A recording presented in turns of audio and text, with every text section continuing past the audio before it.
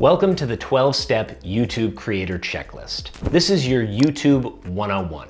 If you're just getting started, this is the perfect place to begin. We're going to walk you through each of these 12 steps so that you can get your channel up and running and begin creating your content. Let's jump in. Step 1, pick a niche. This is the topic of your YouTube channel. What are you making videos about? Now, the best way to start thinking about this is, what are you passionate about? What do you have skills in? What do you want to spend a ton of time making content about? Choosing your niche can feel like a daunting process, but don't worry, you don't have to be locked specifically into this, but it's important to have direction for your channel. Have a category, have a topic so that you can base your videos on something and you can teach the algorithm what your channel's about. Now, some tips and pointers on picking your niche. You don't want to go too broad. Otherwise, you're going to have a lot of competition across YouTube.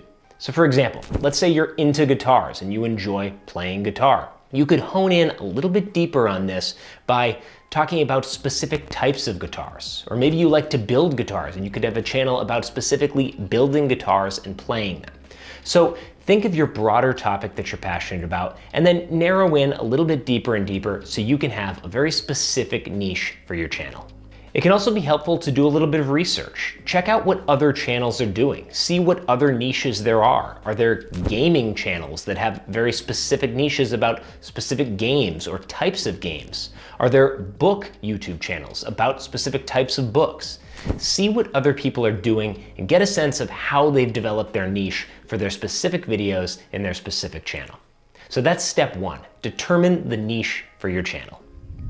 Step 2, pick a channel name. This is what YouTube is going to know you as. Could it be your own name? Could it be a fun little memorable creative name that fits alongside your niche? I have a channel under my name, Kellen Rec, but I've also got other channels under different names that are based specifically on what that niche is. It doesn't matter so much what the particular name is, as long as it's somewhat memorable and fits with the niche you're working in. And of course, we want to ensure that this name is unique. Do a little bit of research to make sure nobody has a name too similar to it, that's too different in style. But again, don't spend too long on this. A couple names might pop in your head initially when you begin. Don't be afraid to go with those. Step 3, set up your YouTube account and optimize your channel. Now, the easiest way to do this is to log in on YouTube with a Google account, and from there you can create your channel. Now, it's important to optimize this channel. Come up with a very strong description that explains what exactly your channel's all about. Think again, your niche. Can you break that down into words so that YouTube has an understanding of what type of content you're going to be creating? So for example, if you like gardening and your videos are going to be under the niche of gardening, write a nice description that explains the type of videos people can expect when they come to your channel. In addition to this, be sure to fill out the channel tags form. This is where you can put in specific keywords that help describe the type of content that you're going to be making on your channel. Step number 4, brainstorm and come up with content ideas. This is where the fun really starts to begin when you're creating your YouTube channel. What are the videos that you want to make? Now, sure, you might have a couple videos immediately at the top of your head. 1, 2, 3 videos ready to go in your mind. But I challenge you to come up with 10 different video ideas. Now, some of the ways that you might want to do this involve a little bit of research. Head over to a website like Google Trends, or even in the YouTube studio, you can now find an AI-backed inspiration tab where you can type in a keyword and it'll generate YouTube video ideas for you. And again, back on Google Trends, you can see what keywords are trending and what people are searching for. So when you're thinking up these YouTube ideas, be sure that there's actually an appetite for them. Yes, you want to create videos that you're interested in and you'll have fun making, but it's even better if people are already searching for those video ideas. On top of this, check out what other channels in your niche are doing. Again, if you're in the gardening niche, look at a few other gardening channels and see what's been successful for them lately. That's going to help you come up with fantastic video and content ideas. Step number 5, script and outline your videos. So you have your YouTube topics, your ideas. Now let's build a script out for them. Now, if you're someone who likes to kind of just speak to the camera, off the cuff, go for bullet points. Make a light outline of each script and then use that as a basis for talking to your camera. That's often what I do. I have a little outline here that I can look at and then talk about it to the camera. If you're a little bit more nervous, try scripting out the entirety of the video. Then you could use a teleprompter app or hold up the words in front of you to record your video and know that your script is going to be exactly how you want it. The key is making the script in your own words. Yes, you could use something like ChatGPT to help generate concept for your video, but put it in your own words. That's what's going to give your videos personality and make your channel unique. Step number 6 is choose a filming location and set up your equipment. So I always like to tell people, first and foremost, your camera does not matter. And why do I say this? You don't need a multi-$1,000 camera to get started on YouTube. If you have a phone in your pocket, you can begin today. Set up your phone on a stack of books and start recording. But a couple tips and pointers for choosing a location to begin filming in. 1, you want to have nice light. I recommend sitting in front of a window and letting that natural light hit your face. That's a great way to start. 2, you want to have a relatively quiet place. Don't want it to be too loud or too echoey.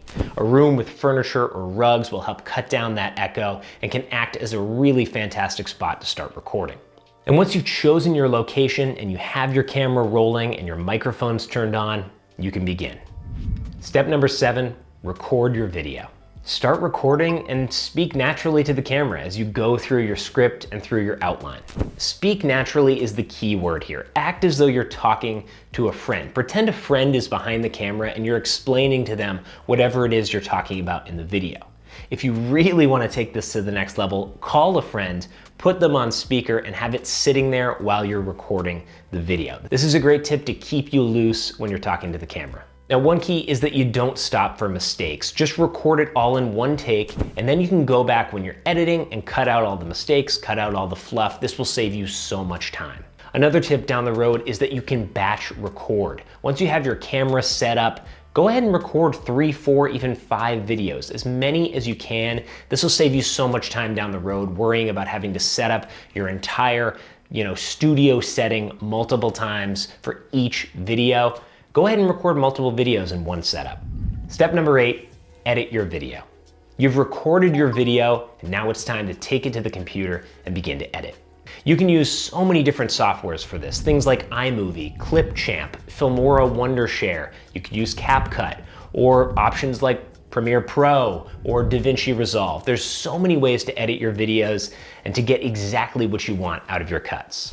And when you're editing, cut out those mistakes that you didn't want. Polish the video, add text if you want, or transitions, whatever it is you need. Add some music to add emotion to the video. This is your chance to really play and make the video your own. And something I always like to say is that you should really focus on efficiency. This is a time where people start to worry about it being perfect, and they'll be stuck in this step for ages, stuck in the editing step. I've been there myself, trust me. The key is that done is better than perfect. If you can finish your video and get it uploaded, that is way better than never uploading because you wanted the perfect video. Step number 9 is to come up with your title, description, and keywords.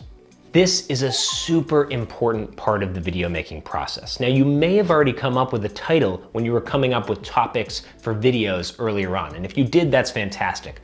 But I recommend using this time to really think about it. Think about SEO incorporation into your title. What I mean by that is including keywords in your title so that if someone searches on YouTube or on Google, they're finding the video you're talking about. For example, if you're talking about cooking a beef Wellington, putting that together, you're gonna wanna have beef Wellington in your title so that if someone's searching for that, it'll pop right up. Shockingly, you would think that's very simple, but a lot of people don't do this. They don't think about the SEO and keywords as part of their title. And again, that goes for descriptions and tags as well. Be sure to include those main keywords in the description of your video and the tags of your video. It's very important. I often like to use ChatGPT to come up with title alternatives to test and see what feels the best. What is the most compelling that's gonna get someone to click on your video? Title is one of the most important factors in the success of your video. It's one of the first things that people see, along with thumbnail, which is our next step. Step number 10, design your thumbnail. The YouTube thumbnail is arguably one of the most important factors in the success of a YouTube video. Thumbnail and title go hand in determining whether or not someone's gonna actually click and watch your video. And if they don't click, it doesn't matter how good your video is. So you wanna spend a good amount of time on this step. You can use editing apps like Canva or Photoshop, whatever it is that you want to use to help design the perfect thumbnail for your video, go ahead and use it. The key is that you want this thumbnail to pop. You want people to see it with intrigue and decide they want to click on it. I wouldn't get too wordy with it. A lot of people include a lot of words in their thumbnails. I try to keep this to 3 or 4 words as a max. And it's also important to include your face or a person's face in the thumbnail. Those tend to get a lot more clicks because people like to interact with humans. When they see a person in a video, they'll click more often. Don't be afraid to test multiple thumbnails. YouTube has an A/B testing feature where you can upload up to 3 different thumbnails, and over a 2-week span, it'll test to see which is best. So you don't have to just go with one thumbnail. You can try multiple and you can change them over time. Many of the biggest YouTubers are changing their thumbnails constantly after they've already uploaded. Step number 11, upload your video and add the final details and metadata. So you've finished the video, it's time to put it up on YouTube. This is where you're gonna go through and input all your metadata, like title, description, details, tags, what category your video falls into. You're gonna do all of this here. So spend some time, make sure it looks exactly how you want. And then finally, you can choose the visibility of your video, private, unlisted, or public. And you can also schedule your video. If you know that you want it to come out next Monday, you can do that. You can schedule a release and YouTube will make that video public on that day. And just to break it down, a public video means that the video can be discovered on YouTube. The link is visible by anyone. An unlisted video means the video is not discoverable on YouTube. It can only be seen when the link is shared. And a private video means that only you can see your video. And the final step, promote your video. Once your video is live on YouTube, it's time to share it with friends, family, and everyone. Post it on your social medias, post it online, send it via text to anyone who is willing to watch. This is the best way to get the word out there that you've begun a YouTube channel and to start showing people all of the hard work you've put in. Encourage people to watch and share the video and to like and subscribe to your channel. Yes, it's a little bit grassroots, but it's the best way to get started. It's the best way to teach people what you're making content about. And don't forget to respond to comments. This helps build engagement and build community around your channel. And just as a couple bonus tips to close this out, I always say it, the most important factor of anything, but in particular YouTube, is consistency. This isn't gonna happen overnight, but over the course of 6 months or a year or 2 years, you'll see a huge difference and you'll get better and better as you go. So give it a shot and keep uploading because it will make all the difference. And finally, as I said before, don't get caught up in being perfect. Those who want to be perfect will never make it on YouTube. It's better to complete and complete and complete and be consistent in making more and more videos because you're never going to have the perfect video. But if you keep uploading over time, you'll get better and better and your channel will grow. So congrats on making your first YouTube video. Good luck on this journey. I can't wait to follow along.